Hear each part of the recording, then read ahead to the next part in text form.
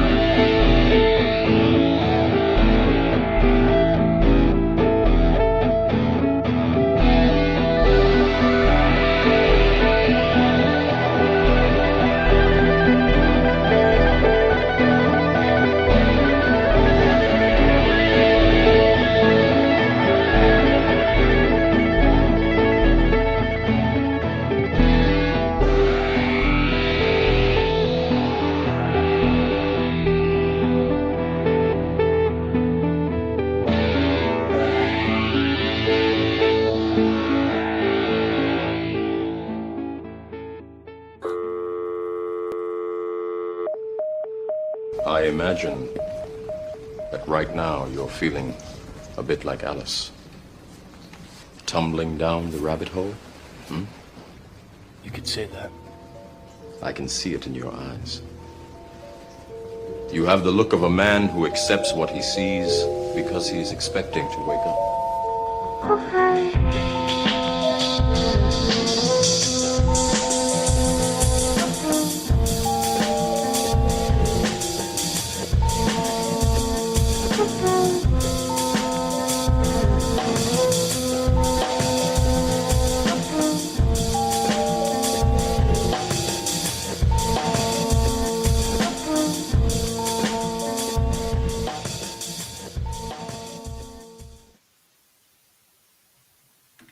Welcome, everybody. Guess who it is? Team Rabbit Hole Edition 302 with Jim and Andreas and myself. Welcome, y'all. Special edition. What up? What up? So I've never done this because I never did this, Rafa. I always did this. But so this is episode number 302, the Three Caballeros, which we're all about, obviously, Andreas. We're three caballeros, we're happy. I love that movie. It's one of my favorite movies. I actually got a Laserdisc from Japan one time before it was on DVD because I wanted the highest version quality possible. Because it was my first sync films. I synchronized Three Caballeros to like all of these different songs. And I still have a copy of it somewhere. I have to like find it. I want to put that up somehow. I wonder if I get away with that. Why do I feel you have a trove of these kinds of things? That was the first one. Three Caballeros was the first one. And it's like, it's one of my favorite. I mean, you know that it was a secret CIA, it was OSS mission to make that movie. No. Walt Disney was like, okay, well, there's Nazis in South America. Let's send a bunch of animators down to Argentina, Brazil during World War II. It's filmed in it's animated in 41 or something like that. And let's spy on the Nazis in South America while making this movie. It's incredible that was the cover story for this major mission. Did that have to do with Pan America? Yeah. And for sure, the other point was like what was going to be America, because they realized kind of the Monroe period, the post-Monroe period, if we don't ally with Brazil and Argentina, the Nazis will, you know what I mean? It's like Dr. Strangelove. It's like, yeah, we're gonna overthink this. Let me read a little blip, and then we're gonna pull some cards, and then we can geek out about whatever, because I haven't talked to y'all, two of you together, in a year. I haven't done this in a hot minute. So special edition, something like that. Getting back on the horse. Form, live, die, repeat. Like the thaw after a long winter. Join the team as we geek out for the first time in over a year with our wildly interesting and forever creative amigo, Xirtus. So I'm going to pull a card. If you want to pull a card, you can. I don't know if Raphael has a card. This is something we always do, obviously, at the beginning of these, just to see what's up in the air synchronistically, magically. And yeah, let me shuffle and see what pops out. We got the Judgment card. Yeah, we're kind of judging. This is David DeAngelis. He's been on the Team Rabbit Hole podcast a few times. Shout out David. He worked with David Bailey. So anyway, this is one of the last major arcanas, and the song on that Waiting Room. If people heard it, that's my Moon card song. But I made music to all the major arcana. It's a lot Which of fun. one? This isn't really a card, but I just found a card on my table that has two birds in love, and I'm just going to use that as my rainbow card. Colors. So which card did you draw, Jim? Judgment. Oh, you look, got which one yeah. Really? Well, we're in sync, bitch. It's just how it works. So long story short, if you guys aren't aware of what tarot is, get on that wave real quick. But I'm imagining most of your listeners are. So Judgment, I am vibrantly alive, living into the god/goddess I am. It's about heeding the call of a higher purpose, a resurrection. This is the first fucking podcast we've had in a year. The rebirth of a new personality, forgiving yourself and others, and being the visionary you were made to be. Very much like a Walt Disney Imagineering, a dream is a wish your heart makes kind of thing. So he got Judgment. I mean, same meaning. And your little birds, I mean, it's not three amigos there, three caballeros, but beautiful art nonetheless. What was that card from? I don't know. I just found it on my mom's table. It looks like too often we underestimate the power of touch. A smile, a kind word, a listening ear, an honest compliment, or the smallest act of caring, all of which have the potential to turn a life around, says Leo Buscaglia. And it has this picture of these birds hanging out, being all fabulous and rainbowy. It looked like a pen and ink with some watercolor, but I could be wrong about that. I think it is, yeah. It looked nice. Well, it's true. Everyone, there's a great Daft Punk song called Touch off of Random Access Memories. Everybody needs that touch. I want more. I want more out of life. You know what's going on. All right. So, I mean, shit, I haven't talked to y'all together in a while, and we don't have to geek out hard along. I'm already doing it. Wait, did you see? I'm already going to cut you off in the worst. Did you see that show in the year 2001, That's My Bush, with George Bush as the sitcom star? I think it was like a parody. Yeah, so basically they were like, Trey Parker and Matt Stone were making South Park, and they're like, you guys are geniuses. You're making us so much money. What else do you want to do? And they're like, what if we had a sitcom about the president? And they had it all ready to go as soon as the president was going to come into power. And they weren't sure if it was going to be Gore or Bush, but they're really hoping for Bush, because if you had Bush, you got That's My Bush, and you got Dick Cheney. So it's like Dick in Bush. It's like there's just so much you can do with that. It's like he's got his favorite neighbor. But I was just watching the episode yesterday, where his wife is spending all this money on 900 numbers, and he thinks she's not being satisfied, but it's really because Miss Cleo. So she's calling the tarot hotline, and Miss Cleo, call now for your free read, and then she's reading all the cards. And every time George Bush calls, she gets the death card, and the gay card, and the death card again. And I didn't know there was a gay tarot card, but apparently just Goes gay. with those rainbow birds, right? Yeah, it was amazing. Or something. It's funny Right. because it seems that Trey Parker and he were judgment card ready, locked and loaded. No matter who was going to be inaugurated, they were going to be farcing them at some level. Word. Yeah, they already prejudged. Prejudice. Yeah, that's true. But sorry, you were about to say. No, I just haven't talked to you. You guys met up in the physical. Like I was doing my own shit. You've done it multiple times. Yeah, he still has my sauna. It's amazing. What do you mean? I everywhere I go, I have to get a sauna. You know how like you ever seen like a British lord when he's like in colonial Africa and he's like conquering the Zulu and he makes them carry his like 500-pound oak bed from England that he's had on a boat brought in so he can. That's how I feel when I travel. Like I try to like live the way the locals do, except that I bring a sauna with me or buy one. Only difference is it's a piece of plastic from AliExpress. Wait, so you had a portable sauna? Yeah. Travel with that? No, better yet, you buy them cheap from AliExpress wherever you go, and just leave them with like the proletariats that you love. You know, you leave them with the locals, and they store it for you.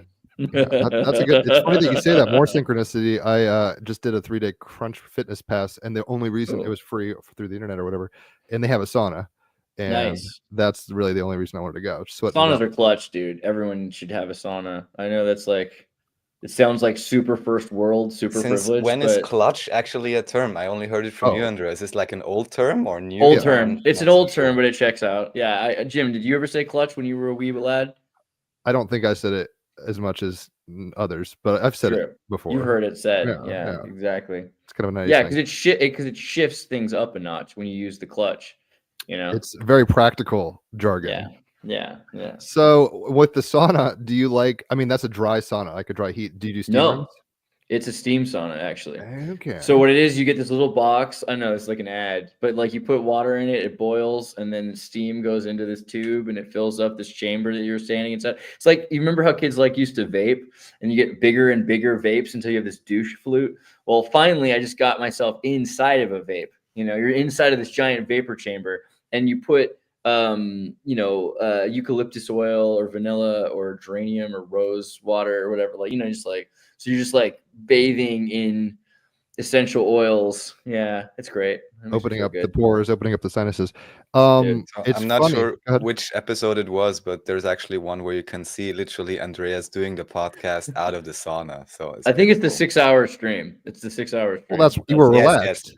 Good one. Like, I'm not leaving the womb here. It's funny because the steam saunas are dope, but they hit so different than the dry ones. The dry one is like, you know, you just sweat, whereas the steam one, I guess it's more resonant with like Japan's volcanic pools or Norway or whatever they're doing up there. Muslims too, man. Like the Muslims have the steam bathhouses too. But yeah, is it a Tartarian thing? Is this? I think it must be. It must be. It's got to be because the Berbers have them too. And the idea of like the same thing, like Japanese. Where do you think they get their culture from? The Arabs probably. You know, it's like hot rocks with water. Even in Austria, you have many places. Even today, they are called Bad something, and Bad just means bath. And I guess in the US, you also have these facilities. Carlsbad down in San Diego, yeah. Almost seems as if like up to, I don't know, 50 years ago, 70 years ago, what is the politically correct thing to say now, 90 years ago or whatever, it was pretty common like this as the main thing for health, just, you know, sun and fresh air and sauna, basically, you know. So. Yeah, totally. Yeah. Like he says, hippies do it. I don't know if that's like a good, you know, hippies do a lot of things, bro. Hippies do the brown acid at Woodstock, but you know, it's true. The hippies often like the classic remedies, and yeah, I love it. I would recommend it to anybody, especially because like they're cheap. Like I thought you had to pay like thousands of dollars for sauna.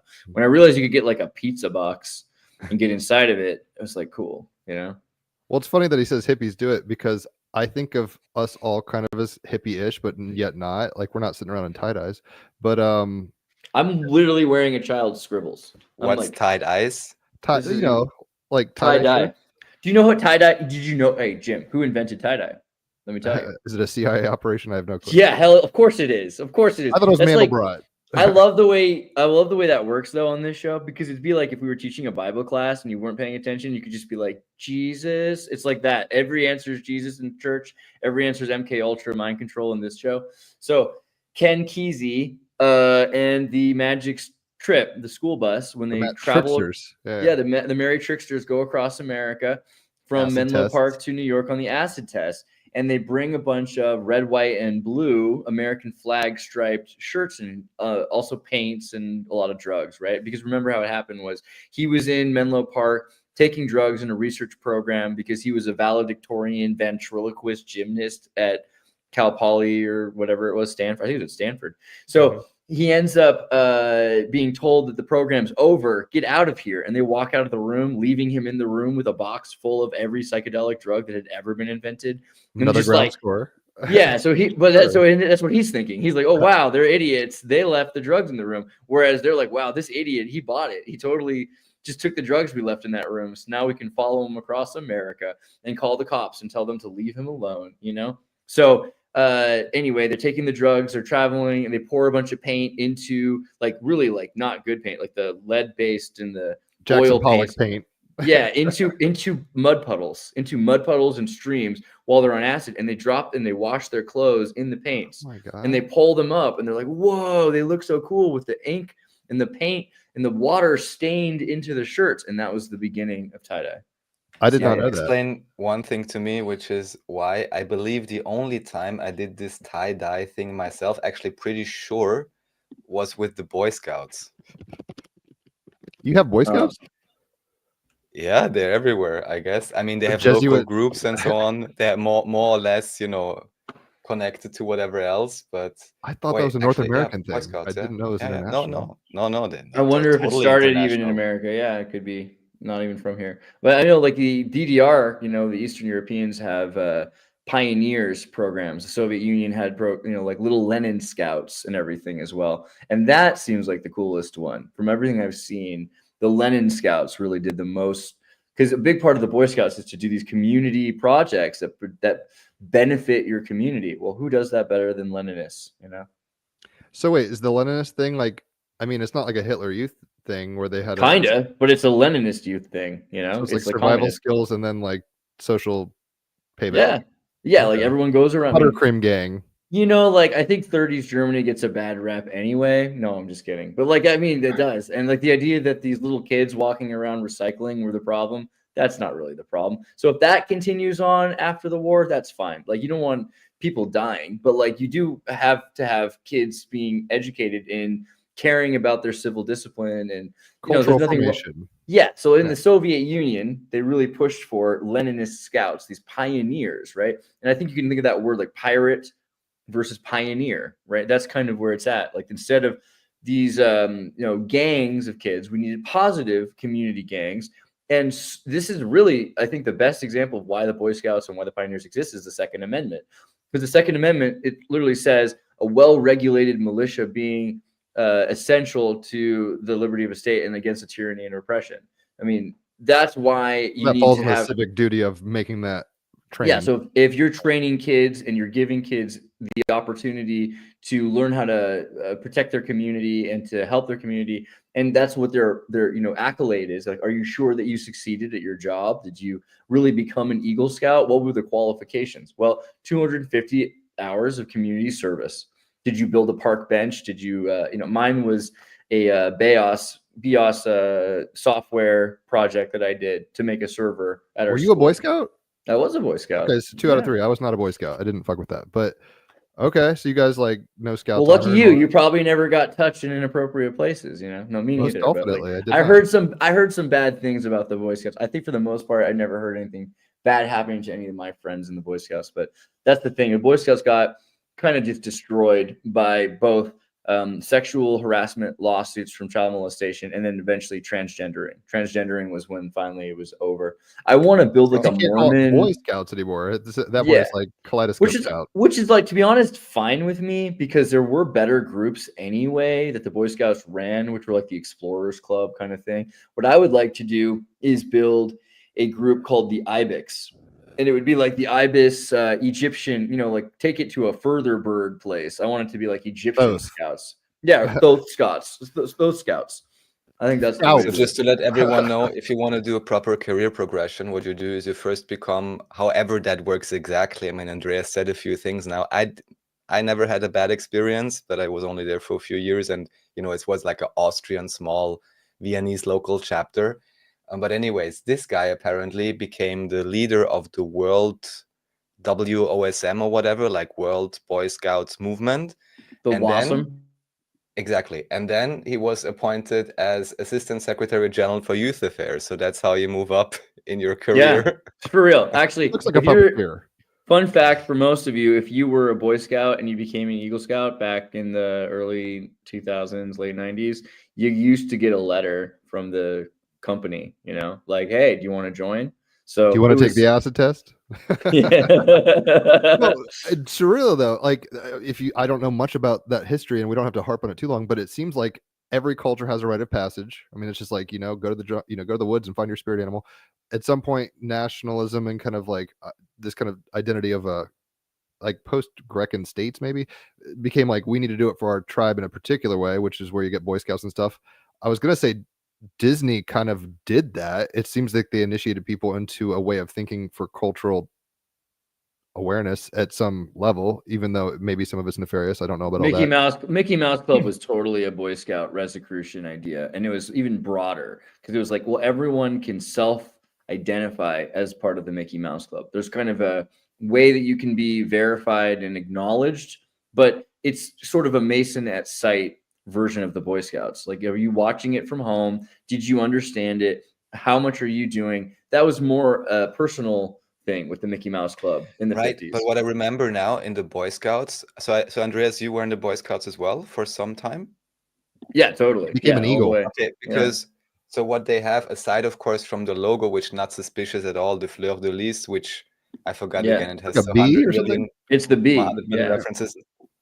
No, it's not a bee. It's like Yeah, a it fleur de is. lis. Me and Yeah, Andre, it is. though. I mean, it Also a is. bee.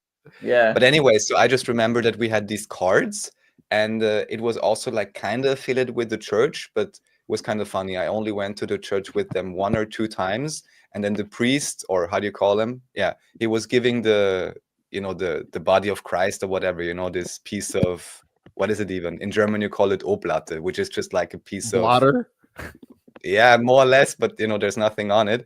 But they gave it to everyone, and then I came up and was like, oh, you have no confession, or you're not getting it. That's the one Gotta thing. pay to play, and man. the other thing, we got these literally like cards, which were basically about what you're supposed to do. Like, oh, I did this and that kind of task with another guy, and I did this, and there was even a religious part, like I did the evening prayer or something. And then you would literally, at least for the lowest level, which in German is called Wichtelwölflinge. I'm not sure if you have these like cubs or however you would call it. And then you have different layers for each every 3 or 4 years. And at very least for the first level, like, I don't know, primary school to secondary school, you had these cards. And then if you managed to complete all of them, you literally got a star on your cap or something. And the idea was to get 2 stars, and then you have like both eyes of the wolf or whatever it is. All this kind of my. progression, Yeah. it's Freemasonic, God knows The what. wolf pack. Well, I mean, that's the funny thing is that when you have you have to have the conversation with your kids about the birds and the bees, right? And so that, I think there's something about the bees, particularly. Yeah, it's like a labia with a feminine anatomy a little. You've got the gestalt of the flower and the bee. That's really the idea, that the bee fits in with the flower. So there's definitely an interesting Franco-Masonic thing about, like, I remember the first time I was doing the, like, Boy Scouts is cute and fun and everything, but then you get your first no, well, yeah, the first thing you do when you go through the Boy Scouts and get like your first rank increasing, I forget how you say that, but as you're increasing in rank in the Boy Scouts, as you progress, you go through these initiation rituals. And so I remember going to Masonic lodges where they had the Boy Scouts, and we were like, they were renting it, or I'm not sure how it worked, but they were allowing the kids to do this on like Wednesday nights, and everyone has a troop number. You start to identify by your troop number, and you wear this weird outfit with this weird scarf, and it's all dark. They turn off all the lights except for, like, they have some candles, And it's like as soon as you got like a candle lit ceremony in a Masonic lodge at 12 years old, you It's getting know, ethereal. yeah, it gets a little serial, but it's interesting. Bed Bath and Body Works vibes. Yeah, but it makes you take it kind of like, oh, I see. There is something kind of weird about this group because you're in like the sort of not quite secret society because everyone knows that Boy Scouts exist. They just don't know what they do and they don't really know what it's like, really. And if you're not a member, we call junior lifeguards was like this too. I was into the junior lifeguards until I became a captain and I was going to be a lifeguard. I decided not to, but I could at any point. And with the junior lifeguard program, you call the general public the GP, and then the kids jokingly call the GP the guinea pigs, right? So that's like what you call Like the muggles. The muggles, yeah. So there's definitely a kind of an uber Menschian thing, although it's not so much about the master. It's more about the uber achiever and the unterachiever, I think. As a human, they're trying to tap you into your potential. It's like potential formation. Yeah. How much into self-realization are you? You know, do you care about self-realization? Yeah. My only like I just remembered because I'd never think about the Boy Scouts as I was not in them. My dad was in them and he had all his gear. And back in the day, probably when I was watching Three Caballeros, like I was 7 or 8, I would put on his old stuff occasionally. And one day I went out in the street, like twice this happened, but I went out in the street and across the street, this kid named Scott Bennett lived across the street, and he and I literally got in a brawl. And I was in my dad's Boy Scout gear in the yard. It's like these. So my was he brawling because you were like I don't know, man. Wearing a fake uniform? Was he upset? I have no clue what triggered it. He was into like Pogs and Green Day and like MTV, and I didn't have any of that. And I came out in this shit. I don't even know what the beef was about, but we were not upholding any of the values. The only thing cool about that was Pogs. I feel bad for him, but yeah. Yeah. I'm wondering. So these things are like formative initiations of culture, which everybody does. With the Ken Kesey stuff, I mean, it's a reversion of that pyramid. It's like we're going to deconstruct. Can you handle the acid test? You're going to lose all your, programming. But he was definitely still influenced though, because again, he was a ventriloquist, scholarship, Olympic gymnast in the university. Like, there's a reason why the military picked him. And he was definitely a Boy Scout. You can just tell. And it rubs off on the way that you were either on the bus or you were off the bus. You're going what's your pack number? Yeah. It's really, you can tell that that was not a disintegration of the tradition. I think it's more like the Weather Underground. So the Weather Underground example is that you have military recruiters that go to Kent State and they're asking kids if you want to join not only the Army, but also the company, like the CIA, like if they are in different groups in the government. And their kids used to say in the 1950s, hell yeah, I want to join the CIA. Like, well, of course, that would be cool. But in the 60s, at that point, you got all these, hippy dippy stands that are saying, no, I would never do that. Kennedy is dead. And like basically more and more people were, the paranoia had set in.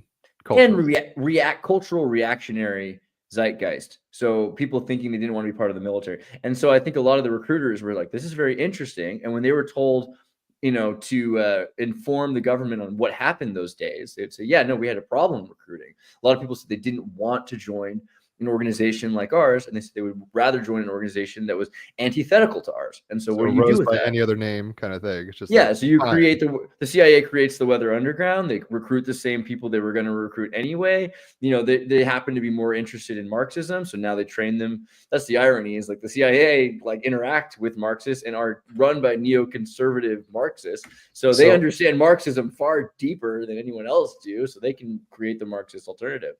Just to be clear, maybe I gave a wrong reference earlier with this Dr. Philippe, but somehow I picked this up. There was some crossover between the Boy Scouts and the UN. I'm not exactly sure why this is mixed up now, why I can't find it anymore. But anyways, just want to give it addendum. So maybe I don't doubt it, man. I mean, but he was some leader of some youth institute in Uruguay first, and then I was going to say. So when I was about to say I was in Paraguay and Uruguay. They had some kind of group that was kind of a cross between the Boy Scouts and the Pioneers. I think it was associated with the Rotary Club, and they were awesome. Those kids were I remember thinking the Boy Scouts had gone downhill. And that these kids, I was like, I wish I was from Paraguay for so many reasons. But that was one of them, was that they're Rotarian pioneers, were just super fantastic. RJZ, thank you for sending us the gifted 5 memberships.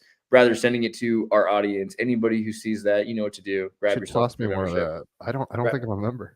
You should get into YouTube fast. You're gonna like draw. You're missing. I can't do multiple things. I'll try. Supposedly, the likelihood increases the more you interact with the stream. So anybody, you know, chat in the stream, put a comment after the stream, and it decreases your likelihood of getting a gifted membership. Crawfish Cigarette gets it. Nice. I like this character, by the way. I would totally watch a cartoon about Crawfish Cigarette. That seems like my kind of show. That sounds like Mr. Crab from SpongeBob a little. And we still got to talk about Three Caballeros because Donald Duck's born on Friday the 13th. But did you watch the cartoon, The Legend of the Three Caballeros, the series, the animated series? Dude. Just the main musical. So I was arguing about if you go back and you watch my Donald Duck episodes, I've got like 3 hours of Donald Duck, or maybe it's like more. I think it's 2 hours each. It's like 6 hours about Donald Duck. But in 2007 or 10, I want to say, it's been a while now, they made a cartoon. Walt Disney made a cartoon called, it's a series, an animated series based on the Three Caballeros. It's called The Legend of the Three Caballeros. Got like 12 episodes or more. And it was not available in America. Disney put all this effort into it, spent millions of dollars, made this amazing cartoon. You got to look it up. It's insane to watch because it's like checkered floors with minotaurs and everything else. This was only available on iTunes Philippines. The only way to get the show. You could only get it through iTunes Philippines. I've never even heard of it. No, yeah, but like you have to also wonder what that means. Like, why iTunes Philippines with the Knights Templar and King Philip and the banking cartels, and what's the deal with the Latin, conquering, like the mock battle of Manila? Yeah, there's a lot of. Why do they have these glowing auras? I mean, well, let me tell you. So basically, this cartoon is about how the Three Caballeros have a band, right? You saw that movie, and in the movie they play music together. So by this point, Donald Duck hangs out with the Caballeros, and they have a band, and their band is very good. However, they know, let's start over. At this point in history, most of the gods and goddesses are old and they're dying. And so the gods are dying. There's only one young goddess that can really reclaim the throne of the gods of the celestial kingdom of Mount Olympus. And this is the goddess Sandra, right? The goddess Cassandra. And so this is like a David Platism. Oh, yeah. I'm sorry, Cassandra. I misunderstood. Everything predicts 9/11. There she is. In all 2 towers. Glory. Yeah.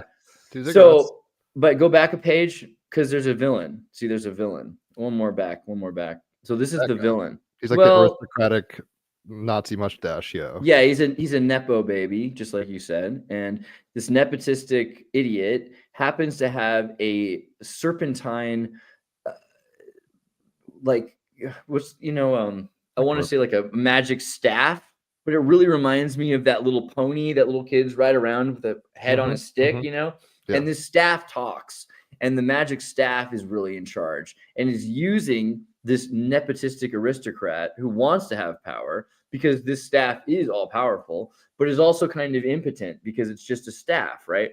So it's using the elite to control the world. And he's pit up against the goddess Cassandra. And there was a war between the gods and the evil spirits. And eventually, I don't want to give away even more than I have to because I think you should watch this. This is homework. Yeah. But suffice it to say that the Three Caballeros have to go on a world tour to all of the mystical sites in the world. And they have to go to Easter Island, and they have to go to the Egyptian pyramids, and they have to go to Göbekli Tepe. I mean, all of these places that are really important to Tartarian research and to ancient, Graham Hancock and things that really stick out, pretty particular. And they have to.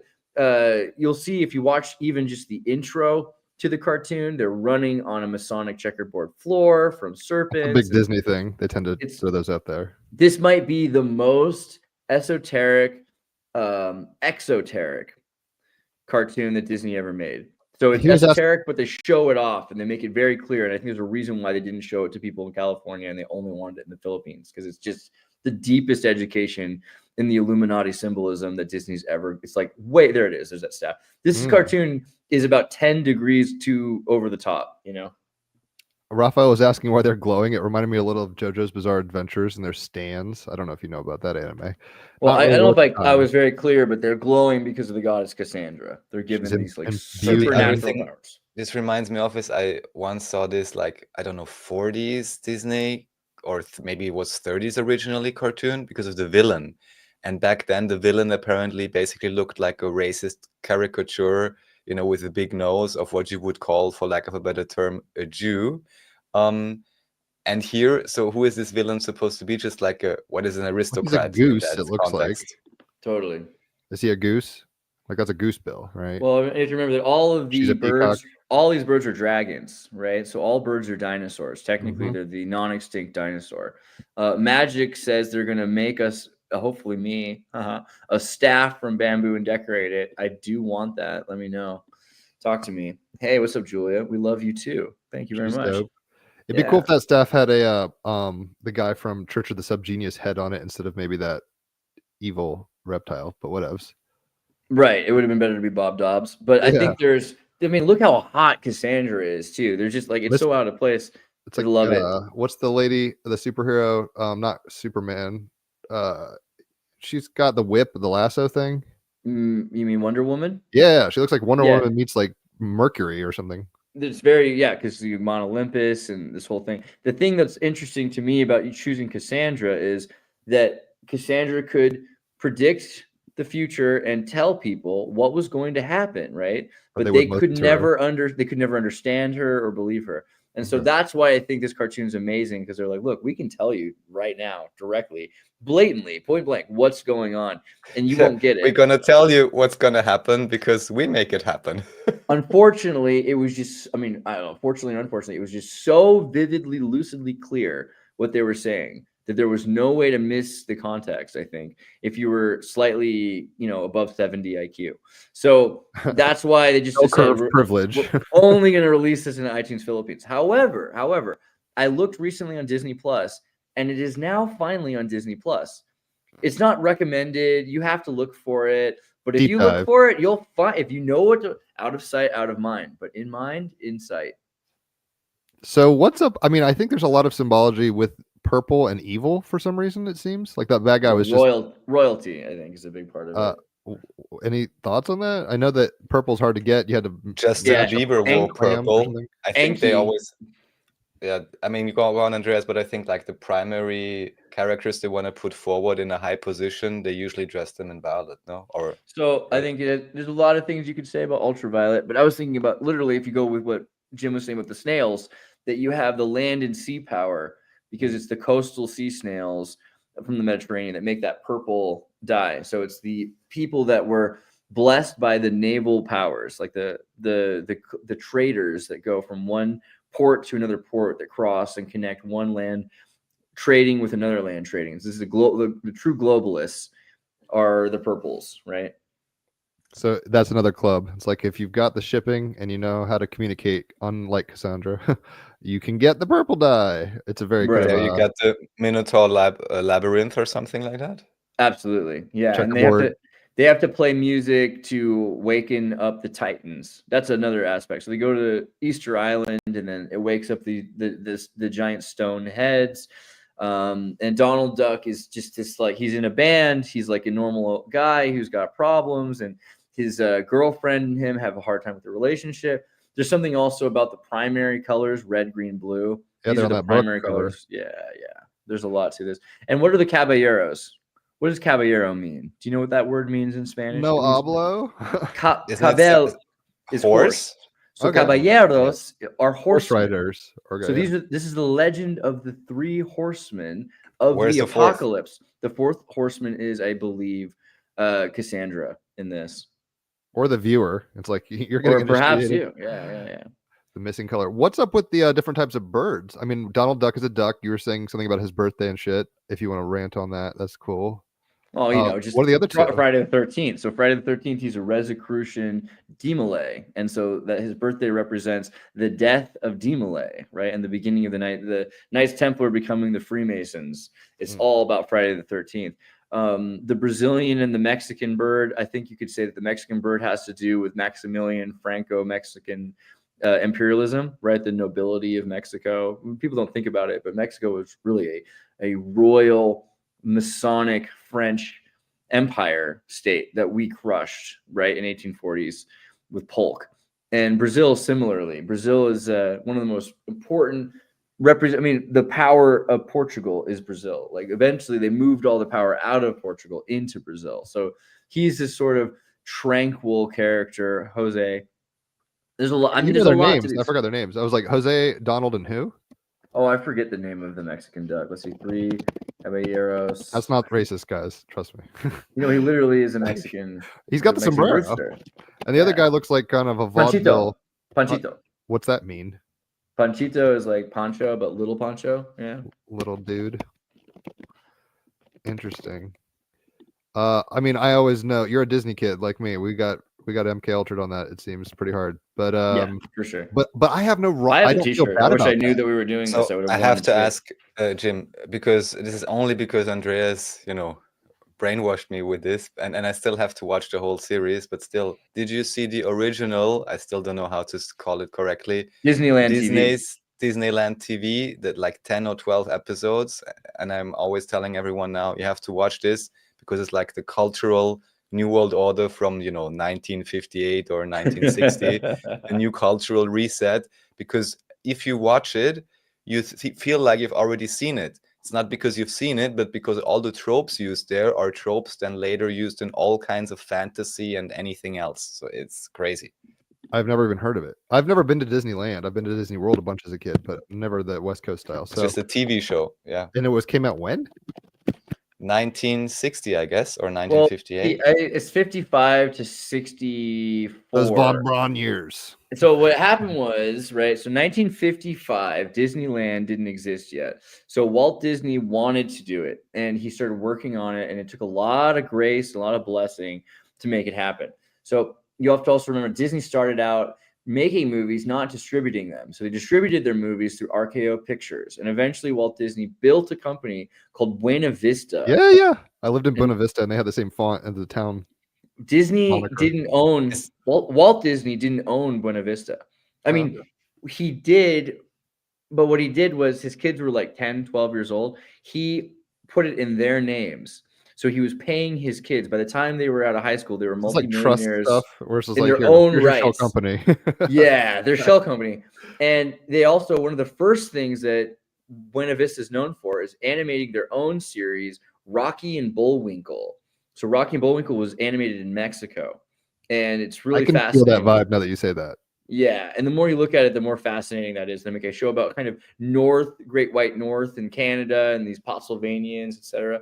But this was the good view, right? This was the way that they distributed their films after RKO. And in the process, eventually, I think Disney bought RKO, which is fascinating. But then Walt Disney wanted to expand into having their own. I mean, if you give a Mickey Mouse a cookie.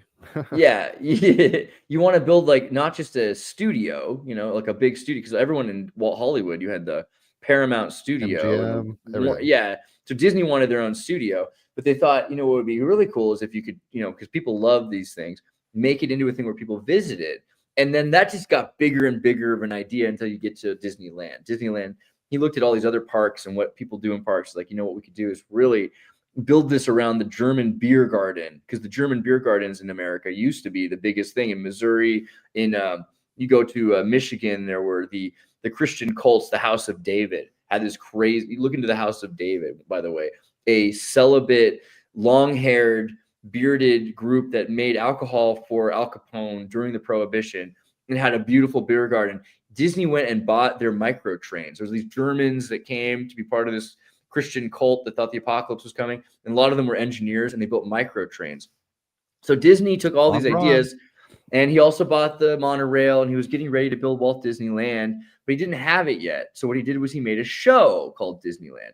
And you can actually we're going to get to the space stuff, but the first ones he did were literally just this sort of Kabbalistic, metaphysical idea of if you were to go into your mind, you would find these lands of imagination, these realms of the unreal. And in that, people would watch this show on ABC, and he sold the show to ABC. Now Disney owns ABC. But at the time, it's just like, hey, every week when you enter this magic land, you're going to go into your Imagination mind, Station, into Disneyland, right? Yeah. And this wasn't and kids used to just go, oh my God, wouldn't that be cool if there really was a Disney like land, like Deutschland, Disneyland? Wouldn't it be great to have that? And eventually they said, what if we told you we really are building a Disneyland? It's not just a show, it's a real thing. And that's why this was the greatest marketing campaign in history to create Disneyland. You can see the opening day at Disneyland. That's available. I haven't shown that to you, Raph, but you need to see it. Opening day at Disneyland. It's all like a news shoes melt or summit. something weird, or he stepped on like still hot concrete or something. It was everything about it was everything was crazy. Ronald Reagan was the governor of California, I believe, at that point already, and he was there. Like there's nothing bigger than the first day at Disneyland. And my mother went to Disneyland not the first day, but I think the 11th day. So I have all of this 8mm footage in color from my grandfather going around Disneyland right as it first opened, right? And you can see it's just some of the most incredible footage ever. But they did all of this. Yeah, there you go. The opening day dedication to all who come to this magical place. Welcome, Disneyland is your land. Yeah, I have this in my head like a speech. So because it was these are formative things straight up. They form your thinking on it's like, I mean, I'm not trying to interrupt you, keep rambling. It seems like this was a very concerted effort on a lot of industrial scale to create the Mickey Mouse Club is the fucking Boy Scouts for people who have TV. Mm-hmm. Yeah, absolutely. And Disney at that point was already kind of being co-opted because he had, during the making of Dumbo, an animator strike. And some of them were encouraged by communists. And so Disney went to the FBI and said, I think there are communists that are trying to unionize and destroy my company. And like the FBI, FBI went to the OSS, to the CIA, and they went to Disney and said, would you be willing to be an informant for the CIA? And he's like, hell yeah, I would. And that's where I wish he did it in Mickey Mouse's voice. Oh, of course, guys, or whatever. Donald Duck would be funnier. That's where Disney's life went to hell, because he thought at first that America was this great thing. And you can see the difference between Walt Disney when he made The Absent-Minded Professor, which is a Flubber movie, and then the second movie, like Swiss Family Robinsons and stuff like that, right? Sure. Well, we should talk about that too, because they went to the island off the coast of Venezuela and they brought all these animals and they just let them run wild and left them there. That's how they made the film? Yeah. It's really crazy. Pretty great. And there was no child safety laws for Kurt Russell, right? Is that him in the movie? So I don't think that was him. No. Toby something. In another movie.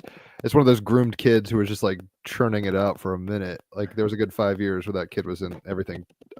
Some circus movie he was in. I can't remember everything. I think he might have been in Pollyanna. That kid.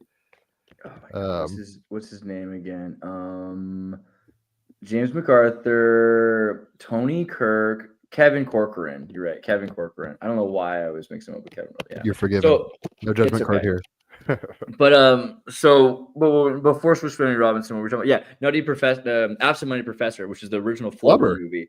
So have you seen the sequel to that with Robin Williams? No, that's a remake. There's an Absent-Minded Professor 2, which is not available on Disney Plus, and it's one of the greatest movies that Disney ever made. So the first movie is all about how Walt Disney. The first movie is about how American entrepreneurs with very little money, they just happen to be in education. This is like a high school teacher, invents this new non-Newtonian nanotechnology. And it's going to do everything. It's free energy and it changes the world. And the government's going to buy it and it's going to save. It is a free energy device, basically, but in a oobleck form. Right. And it's non-Newtonian fluid. It's going to save society.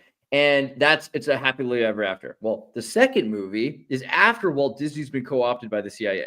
And the second movie, The Absent-Minded Professor 2, type in Absent-Minded Professor 2 or Son of Flubber. Type in Son of Flubber. Son of Flubber. Son of Flubber. Frank Zappa used to do that with a lot of his songs. Son of Mr. Green Jeans. Type in Son of Flubber. That's Son of Flubber. There you go. I've never even heard this exist. This is 1961. And so when this movie came out, Disneyland's existed for 6 years by this point. And what happens in this movie is Disney's so disenfranchised with the United States. He's gone from being a Son of Flubber patriot. 63, so like the doors were abandoned. Okay, 63. That makes sense.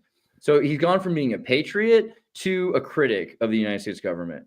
And that's why I think this movie's not released anymore. You can find it. The tone is wrong.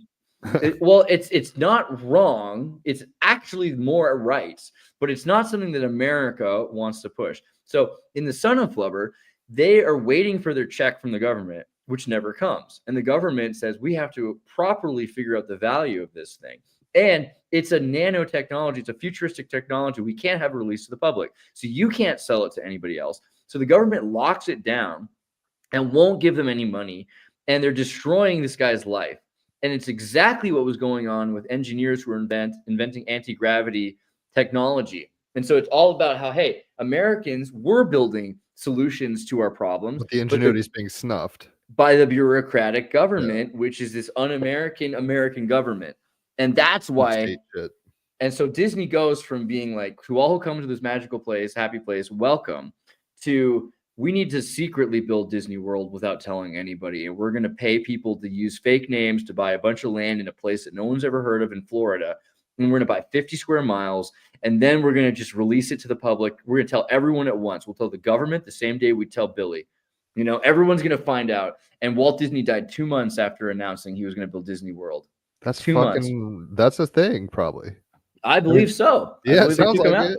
I think they took him out. Yeah. Well, Buckminster Fuller was a part. Epcot, like the whole geodesic glow. I think it's called Epcot Center or something. But they actually had a Michael Jackson ride inside that when I went there as a kid. That was 3D, and I didn't wear the glasses, so it gave me a headache. But fucking. So crazy. you need to see that. You need. Captain So that's EO. why Raph is jumping on. I love Captain EO. We should go into that. But dude, that's what I saw when it dropped back in the day in Epcot. Experimental prototype community of tomorrow. Epcot. Experimental prototype community of tomorrow. I didn't know that's what that stood for. ECOT. And if you watch Disneyland, so type in Epcot announcement or something like first, like Disneyland Epcot. Well, you're on it, by the way. I've never had this on our podcast before. So I'm like, wow, we can actually see what we're talking about, not just pontificate. This is great. And you can watch these things. You can see the original. If you type the original announcement for Epcot, let me see if I can find it for you. Original. So like futurists were involved. Like Buckminster Fuller was a futurist. Completely. Yeah, Epcot stands for a futuristic kind of socialist. You just found it right here. So 1966. This is the year he dies. 2 months before he dies, he puts out this video and he says, "By the way, we secretly bought all this land." And it starts out by, it's actually amazing. The first 10 minutes of this movie talk about Disneyland proper. And Disneyland is like a bonsai tree, tiny little park compared to Disney World. That's why everyone wants to go. Well, you know, I still love it because a park's a park and I love a park. But Disney World is kind of like massive. Yeah, it's like there is a Disneyland in Disney World, but it's 5 times larger and there's 6 other parks and then there's 2 water slide parks and there's a downtown Disney. And I get what you're saying. And everything. Yeah, it's crazy. In fact, if you go to Disney World, there's a really amazing quote by Ayn Rand that's written right on the front of once you get into Epcot. And it says something to the effect of, throughout the centuries, there were men who took first steps down new roads, armed with nothing but their own vision, right? And Atlas Shrugged shit. Yeah. Like, go and push it's like, it, buddy. And Disney talks about this at the beginning of the Epcot video. Like, before we built Disneyland, there were no conventions for how to do this. There were no safety regulations. We had to regulate ourselves. We had to invent the standard. And this was because of the freedom of American enterprise that we were able to come up with the right way to do things that had never been done before. No one could tell us how to do it.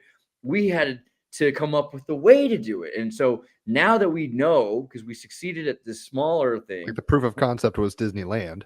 Now we're going to build Disney World. Yeah. And Disney World was supposed to be a city like New Berlin, which would have a spaceport and it was going to be all under a giant Buckminster Fuller geodesic dome made of transparent plastic, so that during the swamps monsoon seasons, hurricanes, that you're in this perfect temperature controlled city all under a dome. It was completely incredible. But yeah, you can see, as Raph is looking through here, Walt Disneyland TV is all up in you can watch a lot of this stuff on that picture really quick on that kid with the pirate's hat. My family's like, that's your doppelganger. And I could see really? myself as a child looks like that actor, but he killed himself. Long tragic story. Anyway, they shot that in Cayucas. A big part of that was shot in Cayucas, which is another place that my family's from, in Morro Bay, very close to Simeon Bay by William Randolph Hearst's castle. But so yeah, so basically Simeon Mobile Disco. I haven't heard the word Simeon in a hot minute. And I was like, Simeon, what? It's pretty crazy, right? Because I think of Planet of the Apes. It was the first thing I connected to for some reason. San Simeon and Planet of the Apes. Yeah. But Saint Simeon, I don't know. It seems like pretty crazy to me that's like, all right. Have you ever been to Disney World in Florida? Okay, so about they do the cross-pollination of all the cultures, like the Norwegian troll ride and Japan. And you go from one city to another in a clock around Epcot, right? It's like a globalist harm. It's like everyone's their unique selves, but we're in this together, kind of. Well, so the thing is, you look at you watch this later, okay, Jim, because this video will show you what his original plan was. And like I said, it wasn't just a park; it was going to be New Berlin. There was going to be people living there year round, and he was inviting not just people; he was inviting corporations. He was like, "Look, I can't do this without your help." I mean, realistically, and that's why it's funny, because he's saying, "Look, come in here." Put your factories here. It's going to be way better to have your factory here than in, Detroit. And you can build your cars and your planes and your computers. Have IBM build a computer. Elon Musk, come here, kind of thing. Totally. And unfortunately, he thought, they're going to be like, well, it's already there. He's already done it. We can't stop it. We can't beat him. We might as well join him. And instead, he dies 2 months later. But didn't he die of like lung cancer or something? I thought it was pretty allegedly, but yeah, not really. Right. Like the real. Yeah, and then he's frozen in Missouri, cryogenics, his hometown, right? I forgot all about that shit. This is the whole story. Yeah, and 20 years go by without a Disney World progress, and then boom, they finish it. They start doing it in 1979, 1982. They finally decide to finish Disney World, because at that point, Disney becomes this sort of moniker for the Mickey Mouse Club, is the MK Ultra human trafficking cult name. The horrors of what we think of when we think about children being molested and groomed by Disney, that didn't start in the 50s. And in fact, you watch the original 50s Disney, it was a lot more like we were talking about, the Boy Scouts, the pioneers. Like wholesome. Well, wholesome, but more than wholesome. It was again, the Boy Scouts. It's like he wanted to prepare kids for self-realization and apotheosis, like for children, American children. The mandala that it's shaped after. Keep talking. Absolutely. Like very intentional. A radial, and you can see there's no cars on the outside. Everyone's equally distanced from everywhere else. There's a road that runs right underneath through the center of it, and there's webway people movers, entirely new vehicles he invented for the purpose of traveling around constantly, never stopping. You would get in as it's moving, it slows down a little bit, but there's no engines because the roads are actually moving it like roller coasters. And yes, the wheel. Compare that symbol to Nazi Germany, to Aryan India, to the wheel God. Of the he was very clearly trying not to get you flagged, Andreas. Well, Walt Disney, I'm not Walt Disney. I didn't create this. I'm just saying that it's pretty clear that his symbol is inspired by ancient Atlantean socio-engineering. This is essentially the architecture of Atlantis. Circles, right? Yeah. And where is Atlantis, by the way? Have you talked to Longo? Where do they think Atlantis was in Florida? Yeah. Off the coast, according to Graham Hancock. In Orange. So this is the funny thing. So many people went to Florida to find the Fountain of Youth, like Ponce de Leon, or the center, the entrance to the Hollow Earth, like Cyrus Teed, or what's his name? Is that right? Cyrus Teed? Koreshianity started there. Scientologists have their big center in Florida. Everyone figured Florida is the Atlantean capital, and that's exactly why Walt Disney wanted to build Disney World there, and why it's Atlantis, right? It was his plan to rebuild Atlantis. I wonder. I mean, it's in Orlando. I wonder if there's any like, is that on a certain parallel, like a Well, it's 33rd parallel? or technically north of Orlando. So what he did was he bought 20 or so miles of North Orlando and 20 miles of Orange County. And so really it's like California, Anaheim, Orange County. Orange County is where Disneyland is, and Orange, Florida. Copy paste. Just So like, when you keep- look keep into the going. Rockefellers and the Jacobians and the House of Orange, there's something very interesting about oranges and the Dutch and the Spanish and Valencia, the Valencia oranges, because Disney has an entire conspiracy about actually being a Spanish royal, although some people think that was a CIA psyop to make him feel special. Hey, look, it's me. It is. I remember Just seeing that because when you're I was in talking about Costa Rica. Hollow Earth, everyone got to watch this. There is this strange channel on Odyssey. Here you can check out the link. Take a look. Andreas was on Vice, and that's like a resume thing for me. Totally not suspicious at all, right? I think it's cool. But I also, in viewing that episode, I felt, well, whatever. I have my own feelings. I was like, I hope they take you seriously, because it felt like, I don't know, the other episodes that were in that series were like, yeah, like Jerry Springer off stage. totally. And I knew that was coming though. So I'm glad it worked. I think I got better off than anybody else in that entire series, to be honest. But You were probably the most cogent. As far as I think there's like a wolf boy or a vampire, just something. yeah, weird. there's I some was like, weird stuff in "What?" that show. Yeah. Honestly, when I watched this, I was like, oh, it's not so bad. It's all cool. And then I think I briefly watched one other episode and I was like, oh my God, like they really try to make people just look completely insane. But Yeah. Well, that's they the didn't grift, manage to right? do- You try to make new ideas. I mean, it's the exact opposite of Disney. But shout out to Disney World. Julia. We just saw Julia there doing the remote viewing, and she was an essential part of this show. So it was awesome to have her there, and it was kind of fabulous to see you here today. Very cool. I gotta rewatch that. I don't fuck with Vice much anymore. It used to be like the go-to hipster like weird thing, and then I felt like I got co-opted at some point. I'm like, That's why I thought it was It really interesting. fell So off. it felt like it was like, this is my last chance. There won't be a Vice after this. They're going to go bankrupt. And they did go bankrupt because they're spending all this money making this TV station when no one watched TV anymore. It was like, what are you doing? Like, that's crazy. But of course, Rupert Murdoch had a bunch of money in Vice, and you can just see how that has to pay off each other. And I know I've said this before, but I felt like Obi-Wan Kenobi wandering through the Death Star, worried that I would be caught, realizing that nobody knows anybody because they're all interns or Craigslist hires, and so you're not really dealing with people that are in the intelligence. ethos of Yeah, it. like Yeah. You need to that was know. kinda nice. You Yeah, need to know exactly nothing to work here. That's the best qualification you can have. right. But they were cool people, and they were kids who wanted to make movies growing up. Poor kids from the East Coast who had like 13 brothers and sisters, and were just like, they figured that this was a job. And it's fascinating to see people that work in Hollywood that don't watch movies really because they just make TV all the time. Like it's just a job to them. But there are some dope things that came out of Vice, like Hamilton's Pharmacopoeia, profoundly cool. Totally, That's turning yeah. people onto like that level of psychedelics and Lots of cool stuff. I loved originally when they Epically went latered? to Uganda. I mean, when they traveled around the world, you had Vice actually going to these countries, and it was far more real than Anderson Cooper. You have to admit that the early Vice, when they go into Afghanistan, it was fascinating. hipster news. I mean, it Yeah. was like for a minute there was like, this is cool, and then I don't know. I don't watch it anymore. Maybe I'm just almost Rupert 40. Murdoch. Yeah. Okay. Was Epically Latered on that? Am I tripping? There was a show don't- called Epically Latered, which is about skateboarders, like Jamie Thomas and pro skateboarders, and they'd like hang out with them later and be like, "Let's talk about your glory days." And it was, I think that not was on ice skate. wasn't that on MTV? I think. Je ne sais Or- pas. Maybe it I was his guess own it- thing. Okay, it was on MTV originally in 2011, and now it's been back on Vice since 2024. Yeah. Yeah, I remember. See, that's the other thing, the MTV thing into Vice, because it was really, we had that, as kids. We had MTV, and MTV did have Wild Boys and these shows where they were doing all sorts of interesting things. But Here's my crib that I rented and don't own any of this. yeah, totally. Lust after totally. my material gains. It's funny. I don't know if Raphael had no way of knowing. It's almost like a fleur de lis up at the top of this little image on the background. Just Mm. saw. I was like, oh, I don't know what that is. Three Caballero plant or whatever. Well, I mean, we're always if people skateboard, I skateboarded until recently. I could do decent shit, jump down 5-6 sets, do vert, whatever.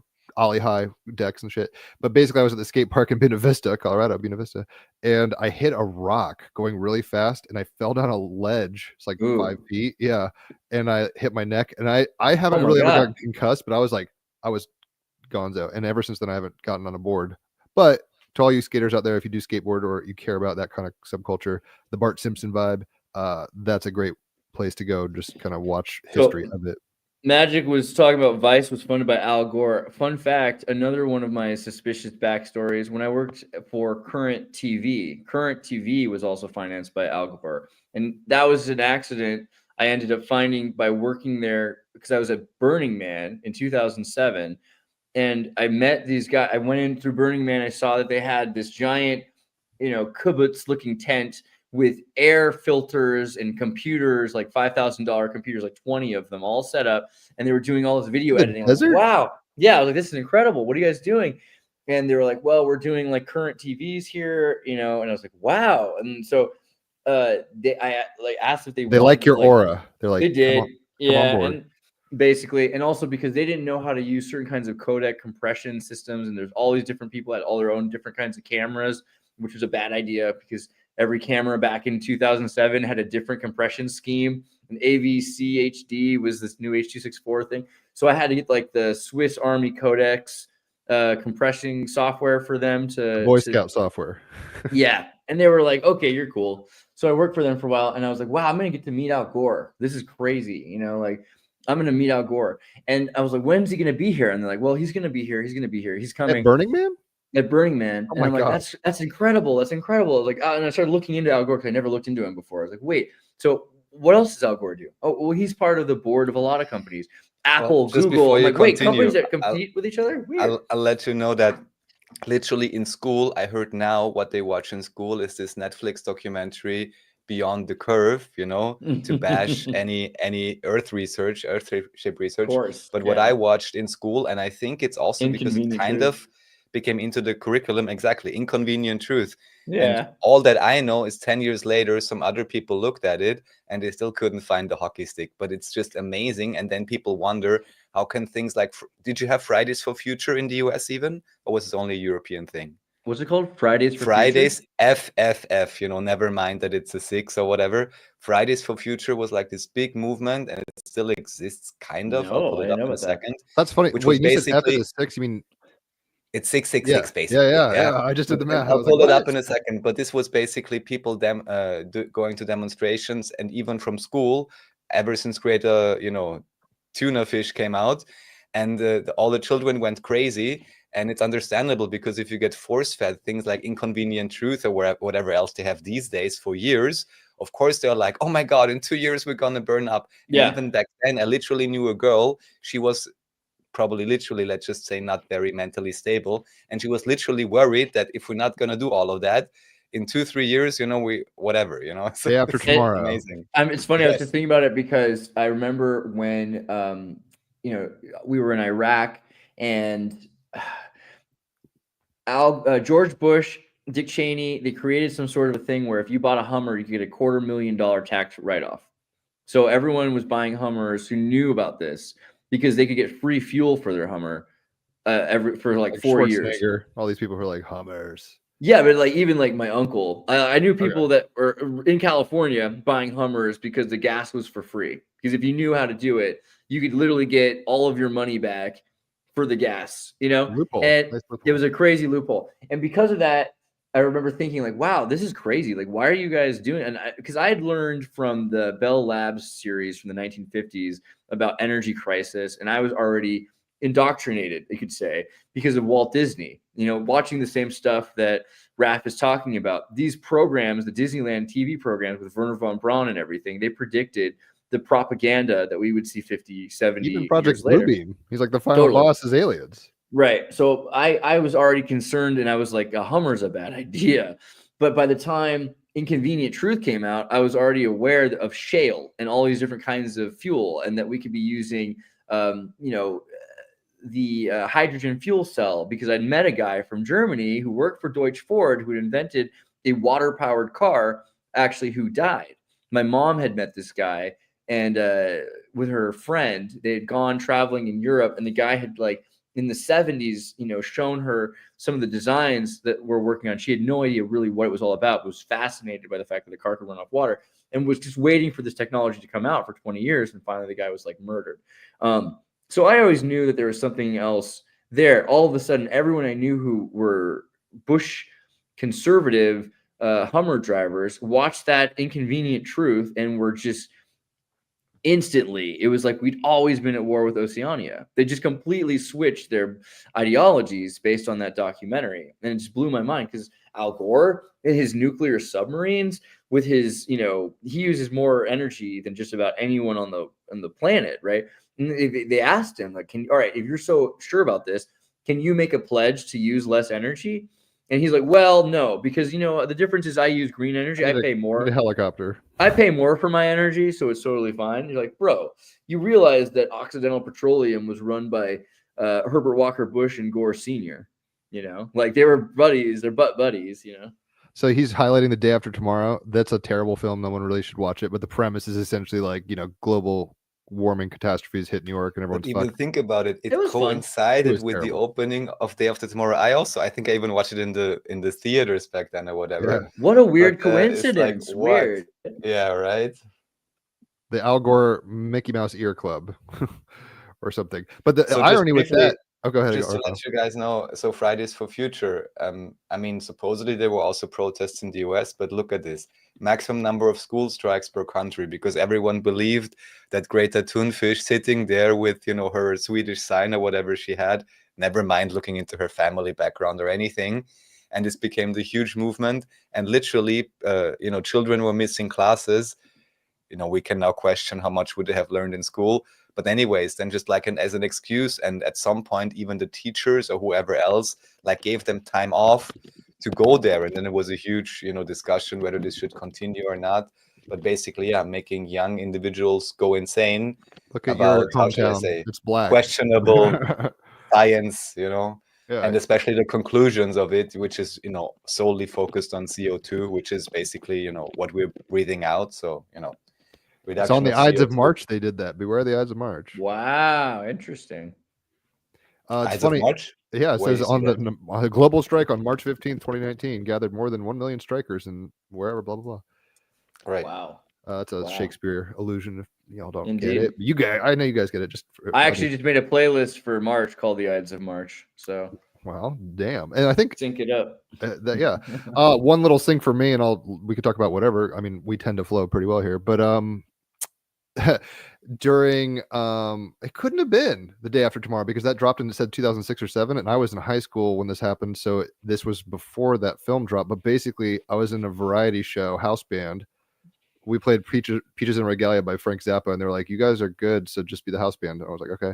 So, but all these kids came over for the fucking senior skit variety show or whatever's going on stage to raise support for whatever, and they didn't have an idea, and I was like, imagine a tidal wave has hit the school and it froze and we're locked inside or whatever, which is basically what Day After Tomorrow is like. They're like, oh my gosh, there's a tidal wave and it freezes. Now the wolves are here or whatever the heck happens. It was so bad. I can't believe. I mean, it depends. I liked it because it's like, it was so impactful to, you can see that it Dennis was Quaid, right?